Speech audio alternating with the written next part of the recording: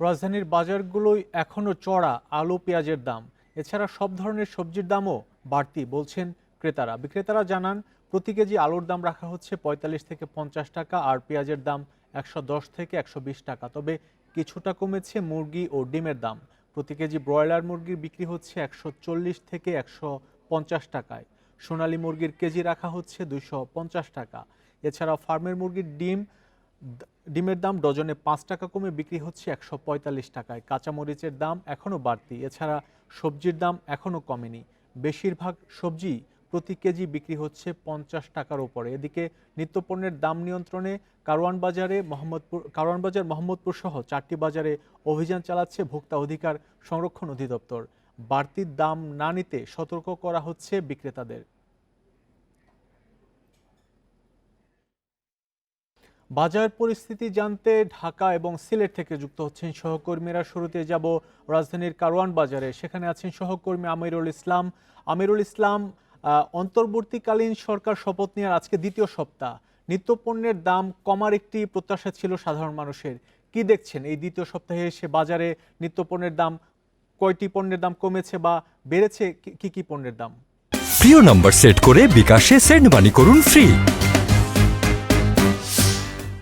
যে অন্তর্বর্তীকালীন সরকার গঠনের পর থেকেই কিন্তু ভোক্তা অধিদপ্তরের সঙ্গে ছাত্রদের যে অভিযান, সেটা কিন্তু আমরা বেশ কয়েকবারই দেখেছি। আজকেও দেখতে পাচ্ছেন আজকে রাজধানীর কারওয়ান বাজারে কিন্তু ভোক্তা অধিদপ্তরের সেই অভিযানটি চলছে এবং বিভিন্ন ইউনিভার্সিটির শিক্ষার্থীদের নিয়ে সেই অভিযান চালানো হচ্ছে।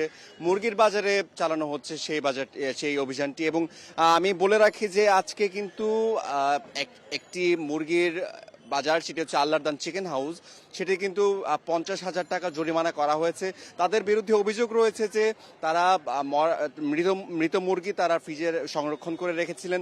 তাছাড়া তারা যে সোনালী মুরগির দাম তারা অতিরিক্ত দামে রেখেছিলেন, সেই জন্য তাদেরকে ৫০,০০০ টাকা জরিমানা সহ সাময়িকভাবে তাদের দোকান বন্ধ নিষিদ্ধ করেছেন। আমরা ভোক্তা অধিদপ্তরের যে কর্মকর্তা এসেছেন তার সাথে আমরা কথা বলেছি। তিনি বলেছেন যে শুধু মুরগি নয়, যে অন্যান্য যে পণ্য রয়েছে সেসব দোকানেও অভিযান চালানো হবে। সেক্ষেত্রে বিভিন্ন পদক্ষেপও তারা ইতিমধ্যেই নিয়েছেন। ছাত্রদের সঙ্গে তারা বের হয়েছেন, বিভিন্ন দোকানে যাচ্ছেন। এবং আজকে আমি বলে রাখি যে মুরগির যে দাম বর্তমানে আমরা বাজারে দেখছি, তা কিন্তু এখন ব্রয়লার মুরগির দাম আমরা ১৪০ থেকে ১৫০ টাকায় দেখেছি এবং সোনালী মুরগি দেখেছি আমরা ২৪০ থেকে ২৫০ টাকা।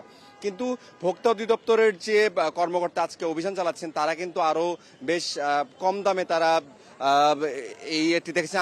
আমি কিছু দৃশ্য দেখাতে চাই যে এই দোকানটিতে কিছু মৃত মুরগি তারা সংরক্ষণ করে রেখেছিলেন ফ্রিজের মধ্যে।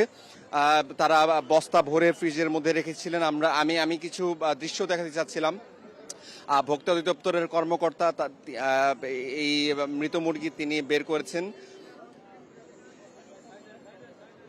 ভোক্তা অধিদপ্তরের কর্মকর্তাদের সঙ্গে কিন্তু বেশ কয়েকটা ইউনিভার্সিটির ছাত্রছাত্রী রয়েছেন এবং ভোক্তা অধিদপ্তরের সাথে এই ছাত্রছাত্রী থাকার কারণে কিন্তু ভোক্তা অধিদপ্তর বলছেন যে ছাত্রছাত্রীরা তাদেরকে বেশ সার্বিকভাবে সহযোগিতা করছেন। বিভিন্ন দোকানে তাদেরকে নিয়ে যাচ্ছেন, যে কাজটা আসলে ভোক্তা অধিদপ্তরও করছেন, অনেক কর্মকর্তারা করছেন না, যে বিভিন্ন একদম ভেতরে বা যে অনেক চালাকি করে অনেকেই দেখা যায় যে মাংস তারপর অন্যান্য পণ্য রেখে দেয়। সেক্ষেত্রে কিন্তু ছাত্রছাত্রীরা অনেকটাই সহযোগিতা করছেন এবং আজকে কিন্তু তাদের সহযোগিতার কারণেই কিন্তু দেখাচ্ছিলেন মরা মুরগি বিক্রি করে ফ্রিজে রেখে যে দোকানদার, তার বক্তব্য কি এ বিষয়ে? আমরা তার সাথেও কথা বলেছি। তিনি সবার সামনেই তিনি ক্ষমা চেয়েছেন যে তিনি এরকম আর করবেন না। তার সাথে আমরা কথা বলেছি। তিনি জরিমানা সহ যে সাময়িকভাবে তার দোকান বন্ধ করা হয়েছে, তিনি এতে অনুতপ্ত হয়েছেন, তিনি সবার সামনেই একদম প্রকাশ্যে ক্ষমা চেয়েছেন। আর তাছাড়া আমি একটা জিনিস বলে রাখি, যে মৃত মুরগির দৃশ্য যে আমরা দেখাতে পাচ্ছি, সেটি কিন্তু বেশ কয়েকটা হোটেলেই যাবে বলে জানিয়েছে এই যে দোকান মালিক।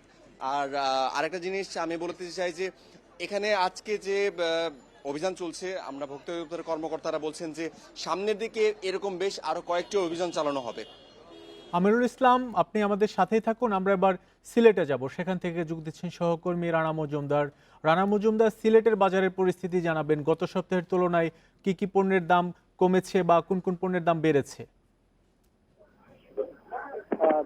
এখন পর্যন্ত আসলে সিলেটের বাজারের যে অস্থিরতা সেটি কিন্তু কাটেনি। পাশাপাশি আমরা যে বিষয়টি দেখতে পেরেছি যে পরিস্থিতি কিন্তু স্বাভাবিক হলেও সিলেটের যে নিত্যপণ্যের বাজার সেটি কিন্তু এখনো আসলে চড়া দামে সেখানে কাঁচা বাজারের যে পণ্যগুলো রয়েছে, সবজি কিংবা মাছ মাংস, সেগুলো কিন্তু চড়া দামে বিক্রি হচ্ছে। আমরা এই মুহূর্তে রয়েছে সিলেটের বাজারের যে বাজারটি রয়েছে সেখানে, এবং এখানে কিন্তু আমরা দেখতে পাচ্ছি যে ক্রেতা বিক্রেতাদের অনেক ভিড় রয়েছে। এবং আগেও আছে ক্রেতা রয়েছে, তাদের সঙ্গে কথা বলেছিলাম। তারা যদি বলছেন যে তারা